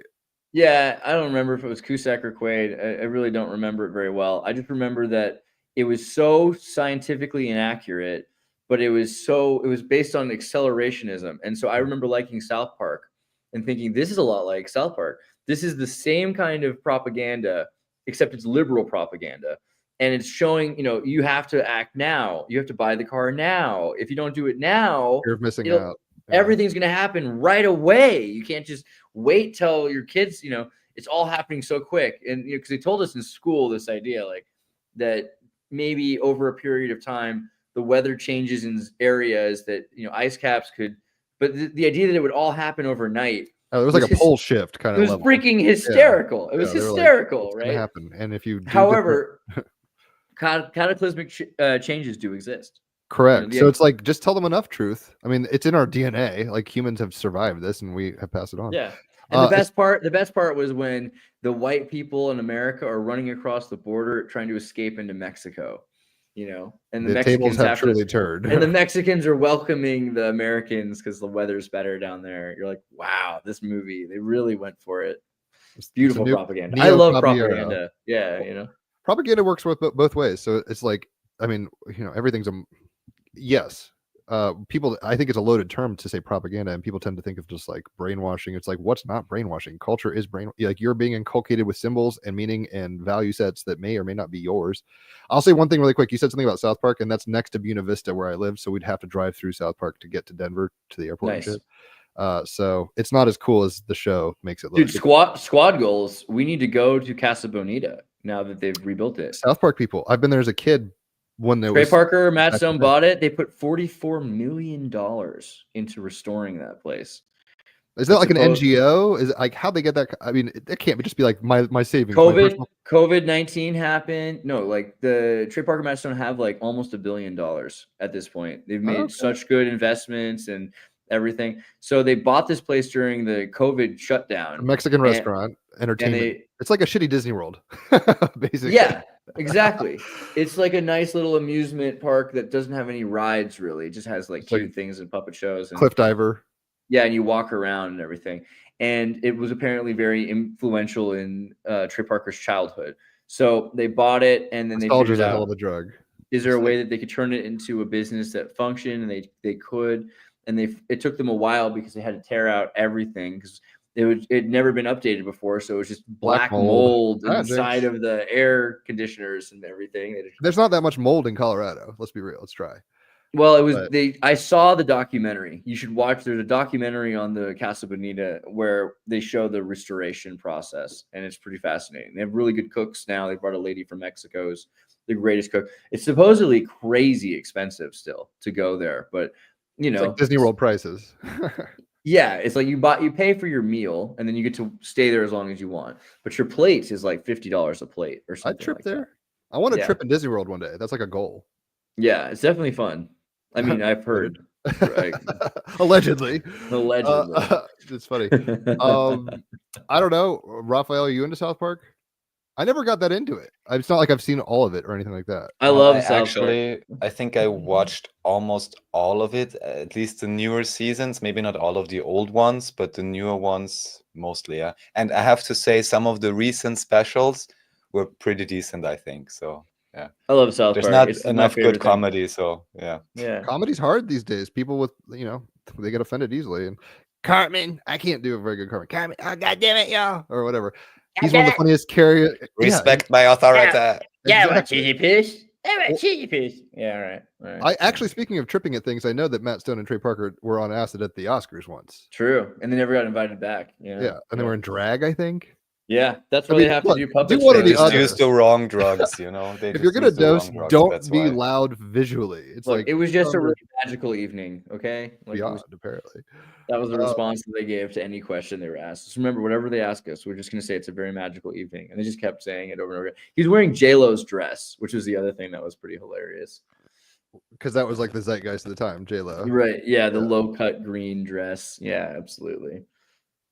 Disasters are coming. The government knows them, and they want major populations destroyed so the remainder can be more easily controlled. You know, I used to be against malaria until I got in so many traffic jams in Los Angeles.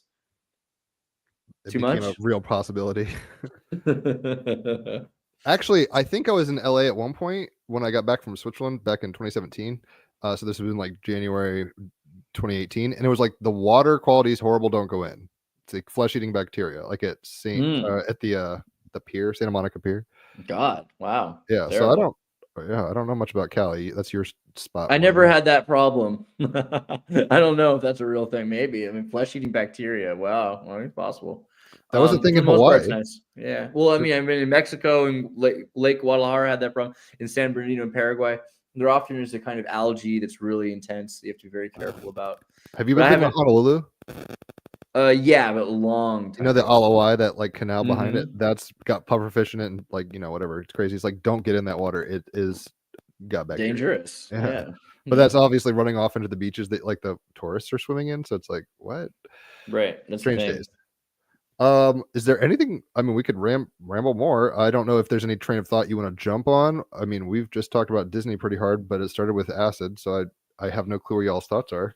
Well, let me check here. Someone asked a question earlier I wanted to look at. What was it? It was about Get in the whether audience, Jerry Springer. Ask the whether or not Disney was like Egg Island from One Punch. And I think that that's kind of the idea. Also, you could think that before Disneyland existed, Pinocchio has this scene about Pleasure Island, the donkey where island? the kids turn into donkeys. Oh. And I think that when you look at Disneyland, there's definitely sort of there's like two sides to the Janus face. You know, one of them is to all come to this happy place, welcome. And to the other side of it, it's like, what are you doing? You're turning people into some monsters in a sense, because there's existential fervor that takes them over and they become insatiable.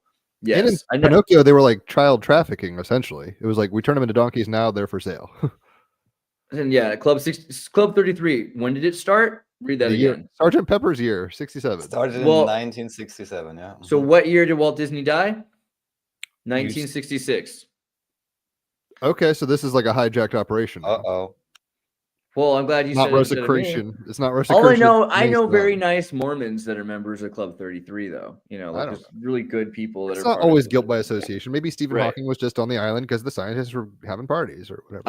I like the conspiracy theory that Stephen Hawking literally wrote any of those 13 books while not being able to speak with his brain more than like 4 computer words at a time. I love that idea. Like the idea that he actually wrote any of that stuff is like an insane conspiracy. Have you seen the interviews? My with Stephen conspiracy Hawking? is that he was an actor and this was all a joke. Right, and that right. actually even the system didn't really work. You know, it's like it was the Neuralink of the day. Oh, you know, it's so amazing, but only the super rich guy can get it. Yeah. Well, Raph, I was inferring that your conspiracy is the reality. That's kind of what I'm saying here. I think it's kind of preposterous that anything else could be possible. This is the Helen Keller of our generation, right? Helen Keller, she can speak. Oh yeah, what did she say? Well, let me just tell you. Oh, she's saying communism is the solution to everything. Weird. Well, aren't you related to this, Jim? To the Helen Keller thing? No, I'm not related to it. I just know Helen Keller. I mean, I have no connection. It's a good movie. It's a nice, heartwarming story. It's fascinating that human could overcome these obstacles. Why am I? What was the name you said? I don't believe any of that, Jim. No. You think it's psyop? I think it's a total psyop. I don't believe that Helen Keller could do anything. I think they just lied to the parents, and then they realized, well, if they sell it to the parents and they can sell it, she's the only person allowed to touch the World's Fair. The only person who was allowed to touch the thing. The blind, deaf, dumb kid. Yeah, as the blind man, he saw it too. It's ridiculous. I think the whole thing, they made it up, held her hostage, and then pretended that she said stuff so they could be like, oh, isn't it wonderful the wisdom that comes from a deaf, dumb, blind child? None of it's true. I think she's completely made up. I'm not on that wave yet, but I'll look into it. But she gave a really good commencement speech at some place and spoke so well. No, she did not. Okay. Well, okay. So the Stephen Hawking thing, I've seen an interview where he's got like an interpreter and he's just kind of garbling stuff, and the guy's like giving full sentences. And I'm astute enough to be able to kind of grok a little, and it's like he's just mumbled like it's like, and I was raised on the cliffs of Dover or whatever. It's like, what? Yeah, like, how are you getting this? So maybe all the world is a stage. So maybe Jim, I mixed it up. It was only because of, you said your grandfathers, and there was some kind of church, and I related to this Keller name, but maybe that's a Tim thing. Keller. No, that's right. Okay, Timothy J. Keller, Redeemer Church. My grandparents started that in their apartment in Manhattan back in the late 80s. But no, not Helen Keller. But now, yes, I can see phenomes or whatever. The same word. Stephen Hawking is faking his condition. Well, was maybe. Or like they've gone through how many Stephen Hawkings were there? Probably as many Putins, you know? Wait, what do you mean by that, Andreas? Oh, come on. Bro, I haven't gone down rabbit holes in a year. I've been reading Warhammer. You know, I don't go down rabbit holes. I was realizing this. I actually just am from the rabbit hole. So often, like, people will fall into my rabbit hole. I might come up from the rabbit hole to pull you in, but this is where I'm from. You're the Cheshire Cat, clearly. But yeah, I can see that. But Putin, I think Raph is probably looking for photos of him. There you go. Tell me the many faces of the man. He was using Stacker 2 for a period, and then he had too much cake one day. I don't know. I think it's just I think that so what you have is these are different facial structures. Thousands. Yeah. You have the KGB had to have their own businesses, so they go to the West so they can you go to the West so you can patent Soviet technologies in the West. But really, that's your cover story, so that you can take photos of American and Western patents and bring them back to the Soviet Union. But to do that, they're not paying you enough in the KGB. So you have to build your own shadow business, your covert operation in Western Europe. But by doing that, you end up making, if you're pretty smart, if you're like a starve crazed Russian, you end up making pretty good money. In fact, more money than the KGB is paying you to live in Tuscany or Austria or whatever and run your little satellite TV company or your radio company. So they're making tons of money, but then they have to learn how to offshore and shell company, which is what the Panama Papers is all about.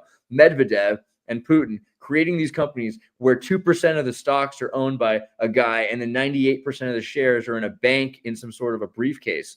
And then you can go pick up those briefcases and you have all of the certificates and own the company, but they're not in the name of, a person. It's just whoever owns the paperwork. And so you create a character, this Vladimir Putin. And then if you need to, it's the Dread Pirate Roberts from Princess Bride. Everyone can be the Dread Pirate Roberts over a period of time. And it's perfect because you have what the people want, which is a personality dictator, and what the people need, which is a covert cartel, Yakuza, mafia group that is big business and runs the world, runs the country, right? Scrooge McDuck. Yeah. I mean, the big conspiracy this week is that Trump in 87 went to Russia and made deals with the KGB or whatever agents who were in the Western Europe as they're collapsing the Soviet Union in order to build this new world anarcho-capitalist society, right? And that's why he's got this agreement. It has nothing to do with Vladimir Putin. Like, that's a character created for this purpose. He went over there and made a deal, you're saying? Well, that's the idea, right? Because they were saying that there's a lot of debunking here because they say that Trump was doing poorly in 87. He wasn't really doing too poorly in 87, but he did go there and he did have 16 banks come offer him unnegotiated loans when he was not getting loans before 87 for some reason. He well-established business magnate, but he didn't have the money he had after. All of a sudden, boom, during the fall of the Soviet Union, they're putting money into Trump. I'm so apolitical at this point and so not abreast on the fucking news pulse that this is all news to me. I don't know. Kalani's asking about a Star Wars symbolism video. Did you see my Star Wars symbolism video where we talk about the Kabbalah and Han Solomon, amygdala, Princess Amidala, all that jazz. Han Solo, Solomon is okay, Han Solo. I can hear that. Yeah. And I haven't seen the video. How do you do the Kessel Run in less than 12 parsecs when the Kessel Run is a distance thing? It's because the Kessel Run is actually a Sephirot. The way the warp drive works is you have to try not to go through. They make it clear in the show. You can't just go straight. You might go through a star and blow up. So you have to be able to go around things. Star Destroyer. So it's actually, how do you complete the Sephirot in as few turns as possible, right? And that's what the better your computer is, the less. The straighter the line can be from one place to another place, and that's the shorter the time it takes you. So how do you complete the Kessel Run in less than 12 parsecs?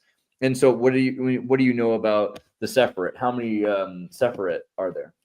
I'm not David Charles Plate. I mean, I'm just thinking, is there like a left-handed path, a reverse? There should be 10 officially, and the 11th is that.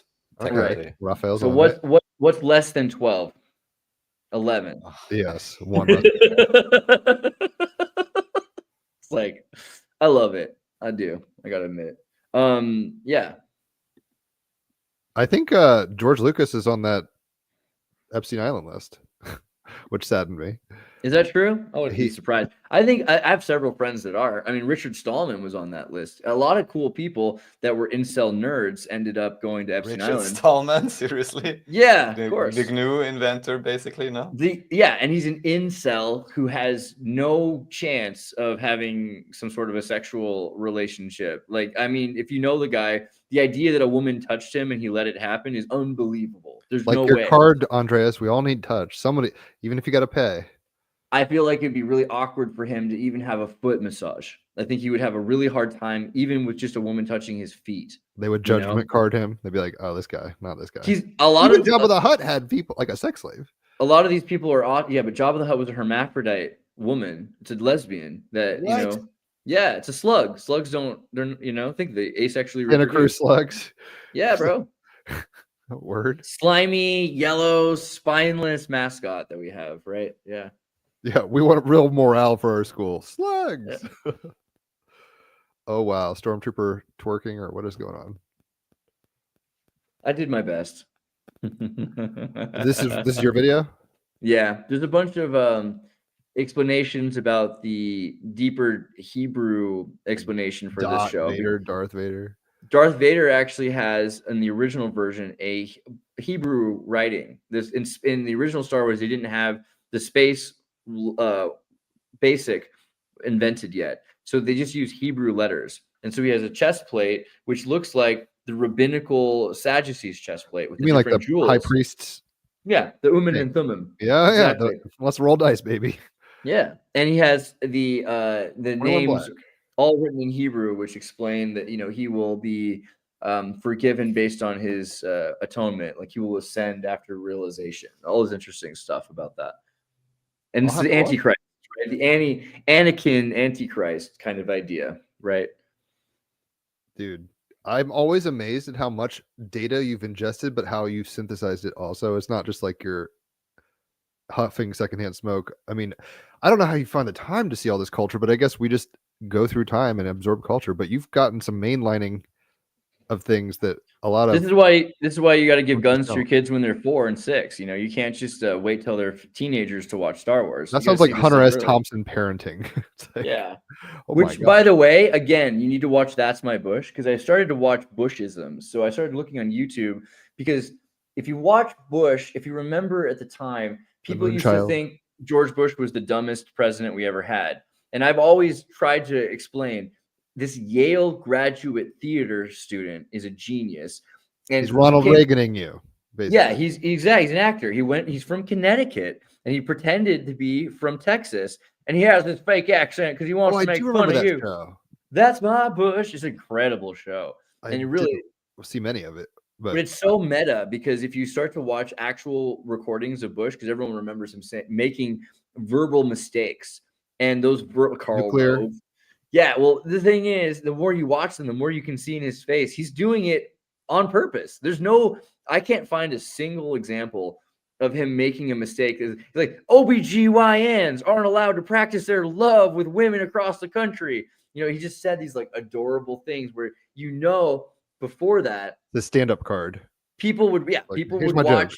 It's the jester, yeah, and people would watch the fool. People would watch The Fool Goes Blindly Forward, and people would watch a politician be bored, and all of a sudden Bush comes on television. He's like, "Did you hear what Bush said? Oh, we got to tune in to see what he screws up today," because people loved comedy and sitcoms and laughter. Circus Maximus of the TV era. So who are you going to make fun of? You make fun of yourself if you can afford to. Always check if you can actually hear what he's saying if I have the audio turned on.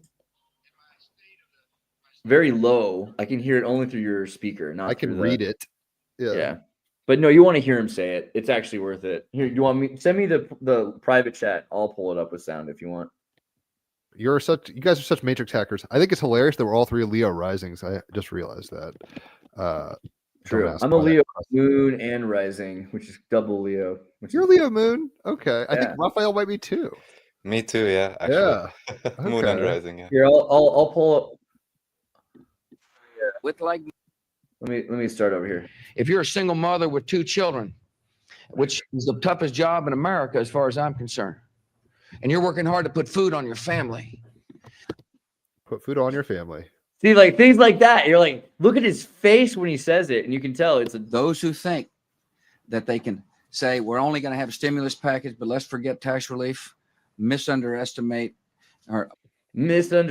Like I can imagine him spending the night before coming up with these words. Excuse me, underestimate. See, look at him. Where you were paying attention. You were. I know the human. His dad was the CIA director. I mean, this is my favorite one. I know the human being and fish can coexist peacefully. I know that human being and fish. Now look at his face. I'm gonna mute it so you can watch this. Look at his face as he says it. He knows what he's saying. Yeah, he's kind of holding back a cringe. Yeah, laugh. it's like Responses have got to end. in order for us to get the framework, the groundwork, not framework, the groundwork to discuss a framework for peace, to lay the. All right. Where's my driver? All right. Yeah. We are not at war with Muslims. We don't have a beef with Muslims. Have a beef with Muslims. We want to be friends with Muslims and Muslim children. Oh my God damn it. One way to fight evil with good is you can help by writing letters to boys and girls your age. That's some Boy Scout And so, level. in my State of the Union, or my speech to the nation, whatever you want to call it, speech to the nation. I mean, dude, the guy's a freaking genius. Like, honestly, there's no Wasn't he one. into coke? Allegedly. I mean, but I remember, you have to remember what it was like, because this is the thing. They canceled That's My Bush show right around September 11th. Because as soon as September 11th happened, America changed. The world changed. It used to be, I remember being 10 years old, alone in an airplane with 2 kilos of alligator meat in a styrofoam cooler in June 2001. And that by the time September 11th rolled Got around, real receipts there. they were like taking away like lighters from like grandma. Take off your smoking shoes. cigarette. Yeah, Yeah, like it was like, what is even going on? But when Bush was on the show, it was like, this guy's hilarious. We don't even care. Like, yeah, don't worry about the skull and bones. And by the way, the second episode of That's My Bush, his frat buddies from Yale. What frat did he go to again? You know, Skull and I don't Bones. know, but Skull and He Bones, he shows up there, and they're all there at the White House having their like heckling time, and he has to show he hasn't gone soft, so he wants to fake an execution. So he has crisis actors for an execution, which are all an improv comedy troupe. Like, the level of this is just Oh, so it's out meta. of control. Super meta. It's amazing. It's amazing. But he used to do this all the time. He's like, you know, we will reestablish chaos again. We will bring chaos back to America. And you're just like, wow, you know, everything you say is a joke, but it's freaking serious. You know, he's a genius completely. A moonchild genius, possibly. It's funny that you mentioned 9/11 and everything shifting, because the last time I went back to Disney World, and I'll just say this, we don't have to go to Disney again, is right after 9/11, like prices dropped. So like for Thanksgiving, Yeah. my family was like, let's go to Disney World for like 1/8 the price. And I was like, all right. Totally. Yeah. Interesting times. All right, the Bushes. I'm trying to think. I was hearing somebody talk about Ross Perot. Were you ever into him? Oh yeah, I remember that time he was at the debate, and I always use that example when I'm late to a show and they like leave me in the back room. Like, I feel like Ross Perot right now, getting my hair done and the makeup, and they lock the door, and I'm like, they're having the debate without me. Let me in. Like, do you remember that? Like, oh my God. Like, Ross Perot was like kept from the Bill Clinton debate, or the Bush Gore debate. And he's like, they're like, come on, we're just gonna. He's like, when are they gonna let me out? And they just kept doing his hair and makeup and everything. And they just were trying to keep him from the debate. Like, they just were not letting him on. They were the show. shafting him. They were totally shafting him. It was crazy. Yeah. So the reason like I Ross mentioned Perot. that, I think we're about the same age. So you were just a smart monkey paying attention to this shit. I was not. I was watching The Simpsons maybe, but Yeah, I mean, I was a weird kid. I'll admit that. clearly same as it ever was. But the reason I mentioned him even in on my tongue is I just watched the Joe Rogan with Ian Carroll. I don't know if you guys are into Ian Carroll. I mentioned it to Raphael, the cancel your clothing guy. He had Elon Musk on. It's whatever, you can watch it or not, fine. Because I don't really listen to Joe Rogan podcast much anymore. But the episode with Ian Carroll, the most recent or really recent one, this guy is team rabbit hole as fuck. He's like a researcher. You'll get off on this shit. I He's do going like him. deep into Epstein Island stuff, deep into like reasonable stuff. We're not going into like we're in 12D flat Earth hologram matrix shit. Right. I mean, he can play that Yeah, game. that's why he's on Joe Rogan. Yeah, well, But he's let's he see. can, We have to though. see what else he says. I don't know him. yeah. Check it out for yourself. I mean, not He's everything that interesting. glitters Actually. is I gold. think you would like him, Ref. To be honest, I think he's like a Sagittarius or an Aquarius thing. He seems like with a Gemini moon or something. He I would seems go like- further. I would say Joe Rogan having him on his show was not for him. It was for Joe Rogan's credibility, right? Ian's already got Oh. credibility. Right, yeah. He's got the TikTok street cred or whatever. Yeah, He's yeah. having to keep flushing those sheets, or fluffing the sheets and pillowcase, or else it's not relevant. I don't know if you guys seen that. If any of your viewers watched it, it's cool. But I mean, maybe y'all might not agree with it. Whatevs. But it's funny because he's only been doing research for about 2 years. So my girlfriend and I were watching him. At first, he was going through the aisles, being like, "Who owns this shit?" and like kind of going deep, doing deep research or whatever into who owns it. And it's really like a couple corporations. I think you guys are on the wave, so I don't have to tell you all this. But then that's progressed more into like Whitney Webb, if you're aware of her. She's very savvy about economics and the kind of Orwellian She got takeover. some interesting stuff, and also I haven't. I mean, I can't vouch for anything, but at least she doesn't seem to be partisan. So she's also doing stuff about the Maha things and so on, and all the background connections. So that's cool, I guess. Well, I mean, that's a random. This is total pivot, but it's like, are there any kind of ideas that are happening right now in the zeitgeist that you guys personally feel aligned to that you want to explore more? Like, I know on Team Rabbit Hole, we've done everything. We've talked to Master Masons, we've talked to fucking Emmy-winning cinematographers, we've talked to fucking flat earthers, whatever. We talked to whoever. Sheldrake. Obviously, Rupert Sheldrake, he was great. Yeah. Andreas, people like this. These are Team Rabbit Hole people. Is there anybody that you're, I mean, for me, Ian Carroll is a good example, but are there people or ideas, maybe more importantly, ideas that are circulating that you are drifting towards in your own ontological mapping?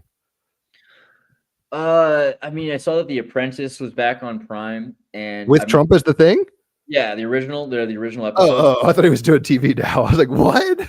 Well, but that's kind of the point, isn't it? Is that show predicted that we'd have a president who arrests, or rather fires people, right? Doge. And so it's funny because a bunch of people were saying, this is not what we voted for. No one saw this coming. It's like, well, you're an idiot. We prefaced it pretty loudly. Elon Musk was literally in the rallies, and like, it's the guy from The Apprentice. He's obviously going to fire people. That's his shtick. But it's interesting to see how it works. And I think that it's an interesting time to be alive, to see the collapsing of, the State Department and so many things happening around us, and that we're going to need to build new alternatives to things. Like the Boy Scouts comes back to mind. I want to build that IBIS Scout organization. Xirtus IBIS Scouts is going to be a thing. We're going to have to do it, and I think we should. Taken. Musk took it. I'm taking it right back. Okay, Yeah. like he's Make not, X great again. what does he even know about X? Yeah, but we'll get to a point where we're creating the solutions, not just destroying the problems and letting new problems arise. That's my thought. So all I say, it's a changing of the guards, a warning against idolatry. It's just one guy switching out. And if we don't want to be guarded the same way anymore, it's time for everyone to take self-responsibility and pick up the slack. Yeah. Exactly. That's not the the only subjugated way, to reduce government really is if you can actually properly govern and conduct yourself. And that requires a lot of different types of work, let's say, in a sense, and development individually and collectively. But that's the only real thing. And yeah, I'm not waiting for anybody to fix anything, because even though I'm not around that long, but even within our time, we've seen enough of these. Oh, now the big, great new rebellion leader is coming up. Everyone's supporting him on CNN. Well, guess what? It's most likely a controlled opposition, or it gets hijacked, as Andreas talked about with Epcot. Disney. Yeah, exactly. You could build an alternative society. Yeah, it won't matter if you don't change the minds of the people. I mean, study Disney some more. Watch The Legend of the Caballeros. Watch Son of Flubber. Watch Disneyland TV. The more you know the propaganda from the past, the easier it'll be for you to predict the future, right? Because if you see how they have an itinerary, they have a game plan, they don't have a lot of new ideas. Everything has been a reboot for the last few years. Why would it stop now? Well, the astrology, I think, is a little bit of the musical chairs. I think they understand the high level of magic with kind of the zodiac and the Tao as it stands. Because they just make it happen accordingly. That's the other right. They know the conditions of the fucking kitchen. So like, I guess it's hot. Let's make pancakes. So I will say this. It seems like, because I was born with a Pluto and Scorpio, I don't know if you all have that natally, but there's a generation Pluto and Scorpio. And America just went through its Pluto return this year, where it's like it takes about 300 years or whatever for Pluto to go back to where it was. So America was incepted, whatever, 1776, et cetera, and now it's returning to Pluto. So what is Pluto? Death and transformation. And we're hitting this pocket where it's like the mechanisms have changed enough where I don't think that the blue pills aren't working anymore. Let's put it that way, right? They're giving us 3, 5, 10 blue pills, so to speak. And it's like, I think all of us have a little, like, we've smelled red pill dust or something like that. And no matter what, even Terrence McKenna, who might have been a CIA operative, I just heard the other day, I was like, God damn it, I hope not, because I like that monkey. But Terrence McKenna, everybody is. I mean, you can't not be. What do you even want? It's the Boy Scouts. It's like everybody's making fire. And Pluto has a giant ice lake in the shape of a heart, and a heart of ice. It's not real, but it's a great metaphor, I think. The heart of ice. Right there. I'll just finish this thought and then we can go or whatever, because I think you got stuff to do. But basically McKenna was like, it's going to get weirder and weirder, and we're going to have to talk about it. And I think that's what shows like this do. And obviously you've been doing your part, Xirtus, Raphael, doing your research. I should say props for you guys doing the research, because I'm too distractible and lazy to do as much research as y'all. But you guys definitely make fire that makes smoke that I can breathe, and interestingly enough, have results with. But this is I'm paraphrasing McKenna's whole little speech, but he's like, this is what it's like. He's like, the mushroom told me this is what it's like when a species is becoming interstellar and like more exoplanetary. It's like it's a fire in a madhouse.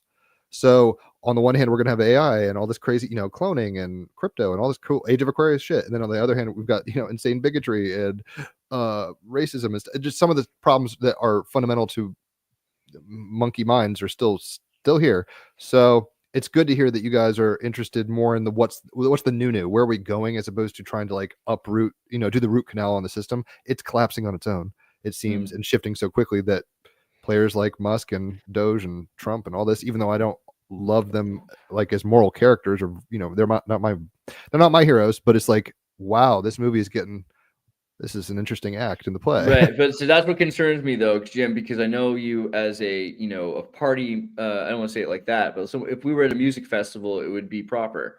And if we're at a music festival and a DJ plays a song, and then the record stops, and there's no other record playing, people scream, "Bad DJ, bad DJ!" Ah! But if you have the record playing start as the old record ends, the smooth transition, the mix, everyone is, even if they don't love the song, they love the transition. And so we all really the have to bouncing be ball. we got to be really careful about going from one record to another record, like Raph is saying, and we need to be playing our own music. That's Chaos Magic 101. I mean, that sounds crazy, but it's like, guys, this is what Disney was trying to inculcate in people in a very different time. But it's like, think for yourself. Here are the elements, play with them, whatever. I'll say one thing and then I'll dip and we can cash it. But it's like, earlier we were talking about, Vladimir Putin's this actor, and these people are kind of going through iterations and whatever, being a face. I've always wondered, because I think Daft Punk is one of my favorite bands. Genius is basically Freemasons of sound. Trip to their albums if you haven't, it's worth it. But anybody could be behind those masks, so it's, in a sense, you could be like, hey, do you want to go stand in front of a group of people, Ross Perot or whoever? It's like, put on the mask, you got the concert for a day. That's not something I truly believe, but the world is stranger than we could ever imagine, and it's funny always to go down these rabbit holes with people like y'all who are cogent enough. I don't think you are insane by any means. It's a crazy world we live in, so we're just trying to make sense of it out here. So any kind of parting thoughts, Raphael, Andreas? You better damn well do another Team Rabbit Hole with me soon, because I love these. These are some of my favorite shows. I always love doing these. Let's do them again. You are. I'm not going to say our mascot, but you're fucking Eagle Scout Team Rabbit Hole, dude. I'm a poster boy. Am I the poster boy? Oh boy, that's you exciting. You might be. Well, you're the Cheshire Cat. I think Raphael's the caterpillar, and I feel like Alex is kind of tumbling or whatever. Guys, find the others. Have fun, everybody.